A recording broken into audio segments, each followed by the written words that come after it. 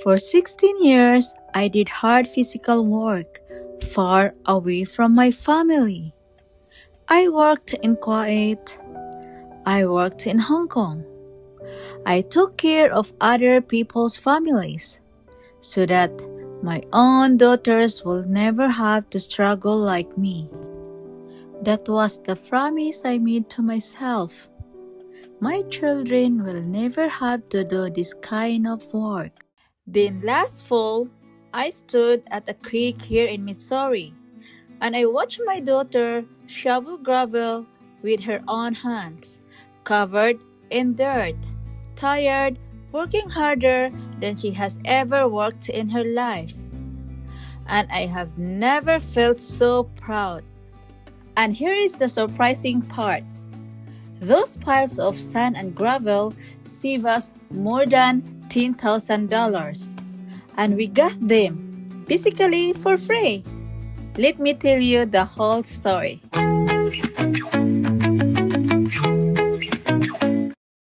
We are building a workshop on our property, here in the Ozarks of Missouri. Not with a construction crew, not with a big budget, just us, one family, building it together. This shop is where our home-based business will start. It is the foundation of our future. The only spot for the shop is on a slope. Todd cleared the area by mowing the grass, excavating the slope, and leveling the ground with an excavator and skid steer to ensure the site was flat and ready for construction. But a slope site means we need a retaining wall and a concrete floor. Hiring a contractor to pour the foundation walls and floor will cost around $30,000 to $40,000. For us, that is not a budget problem. That is a budget killer. Todd did a quick calculation. We need about 10 cubic yards of concrete for the walls and another 28 for the floor. If we could pour it all ourselves with ready-mix truck, the concrete and rebar will cost about $8,500. But there was a problem with that too. The ready-mix plant is 45 minutes away, and our drive down to the shop site, it will not support a heavy concrete truck, not without a lot of expensive work first. So buying concrete was out and hiring was out too. But my husband has 30 years of experience working with concrete. Instead of buying it, we started researching how to make our own from scratch right here. The first thing you need is sand and gravel, and there is no sand and gravel supplier close to us. But we have something better. We have a creek on our property that is full of sand and gravel. So we figured, why not use what is completely free and right on our property? There was only one problem. We had no idea how to separate the fine sand from the big rocks. We hauled a small load of gravel up from the creek to test the idea. We made a test of concrete using skid steer and a tumble mixer attachment and picked out the big rocks with a pitchfork. We thought it would work.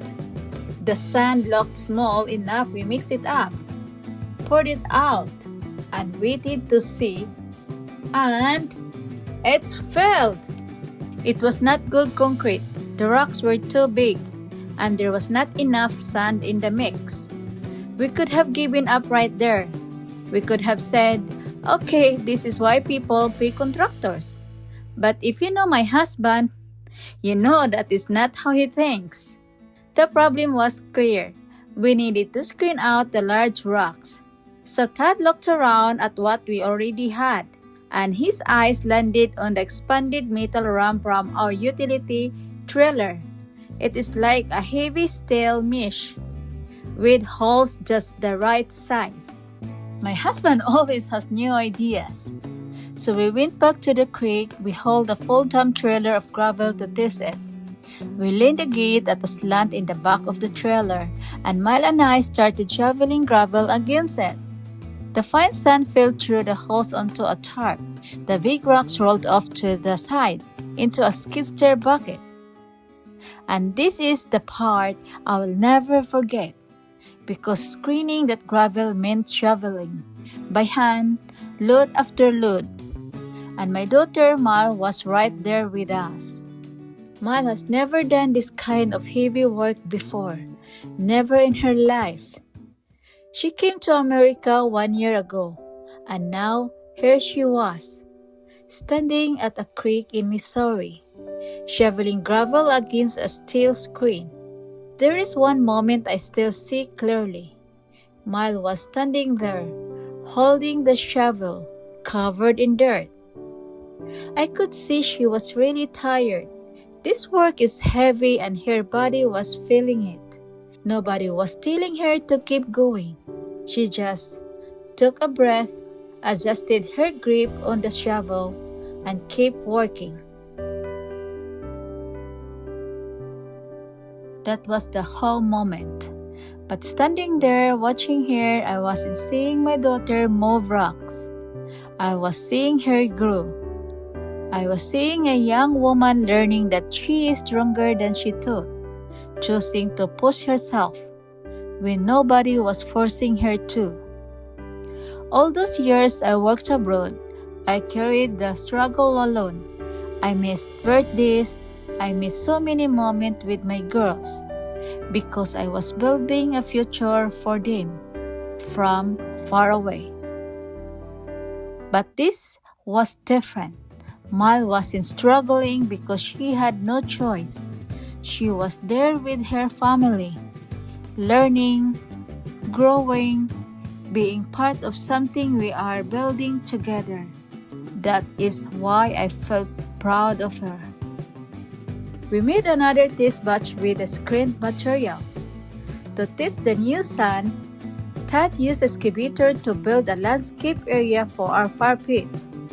We mixed concrete with the orange cement mixer attached to the skid steer, then built a fire pit bins using hollow block and filled them with concrete. And this time, it worked. Todd looked at that fresh concrete and said, "I think this is going to work. It looked just like ready mix." We were all so excited. Every time one of our ideas actually works, it feels like a small victory for the whole family. But a couple of test batches is one thing. A whole shell foundation is another. We were going to need a lot more. Now, we had a new problem. Shoveling every single load by hand wasn't going to work for an entire foundation. That would mean moving a mountain of gravel with shovels alone. Then Todd had an idea. He used two green T-posts to angle the ramp and secure them together with a chain. We headed back to the creek to test it, adjusting the angle until the gravel flowed smoothly. We ran into a few problems, but it still worked. As the material poured through the screen, the fine sand slipped through the holes while the larger gravel stayed behind. It worked exactly as we hoped. We were all so excited. Every time one of our ideas actually works, it feels like a small victory for the whole family. We were not sure it would work. We just tested our plan. And when we saw how fine and clean that sand was, everyone was celebrating. We were not just doing hard work anymore. We were learning together, creating memories together.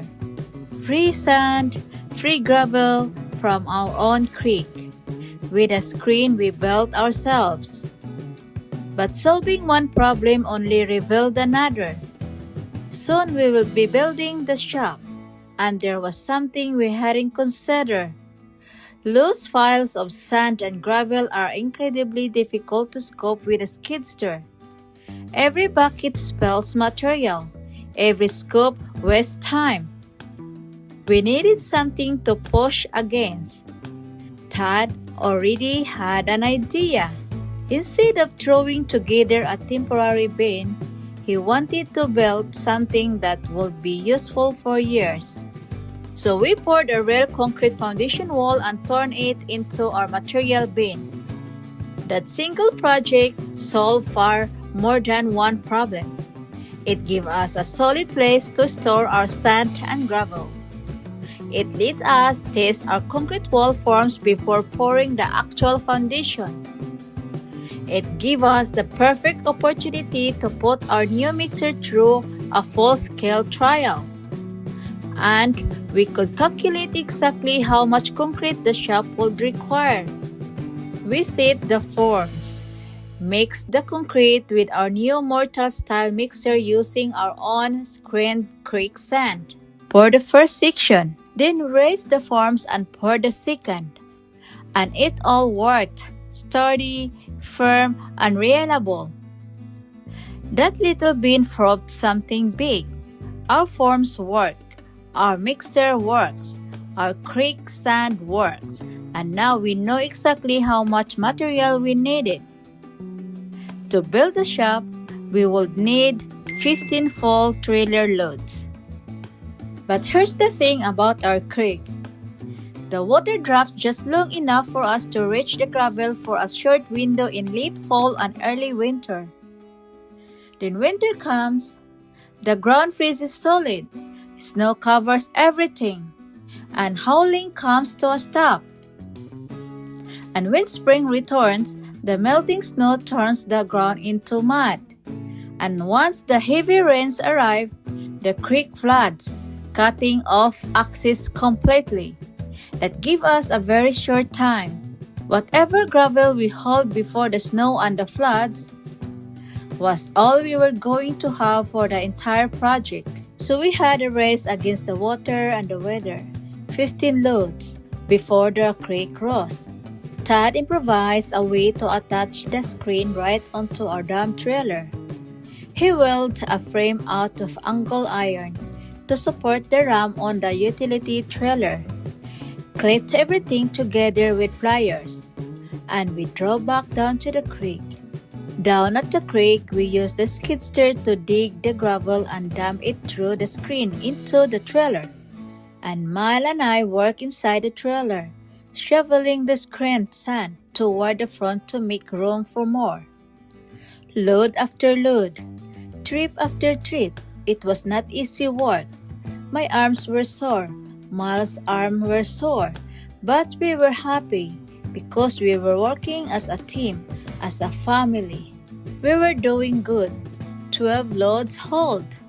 And then, on the 12th load, the reverse gear went out on our pickup truck. I remember seeing Todd's face when he realized what happened. The disappointment. And it wasn't just about the truck. It was the timing. The creek was not going to wait for us. And all of us were thinking the same thing. Are we going to finish before the water comes? For a moment, there was the feeling that uncertainly we had a goal, we had a plan, and suddenly something we depended on was taken away. It would have been so easy to feel defeated. But that is what I admire about our family. We don't just stop when things become difficult.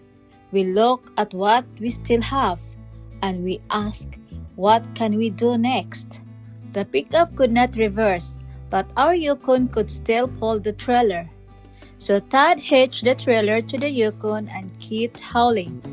The truck can be repaired later. The creek could not wait, so we did not wait either. 3 more loads, 15 loads in total. Dug, screened, and hauled with our own hands and our own equipment. And thank God, we finished in time. When the last load was dumped, the 3 of us just stood there, looking at it. The bin was full. The files were high. The first file was enough for a retaining wall, but there wasn't enough room for everything else. The only place left was our parking area below. So we filled that too. I could see the creek where we started. To someone else, it might look like just piles of dirt and gravel, but to us, it represents everything. Every trip to the creek, every idea we tested, every failure, every time we had to figure out a different way. I can't believe those files will save us more than $10,000 and we got them basically for free. But honestly, the money is not even the best part. We didn't just buy something and have it delivered. We worked for it, together as a family. And standing there, I understood something about my own life. For 16 years, I did hard work alone, so my family could survive. That work was about providing. This work was about building, about creating memories.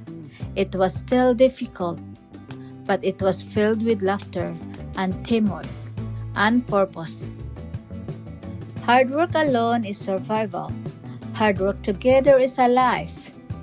This year, that sand becomes concrete, and the concrete becomes the retaining wall on the floor, and the shop becomes our future. But whatever we build next, I already know the strongest thing on this property is not concrete. If our story means something to you, come along with us. We'd love to have you as a part of our Meander Life family.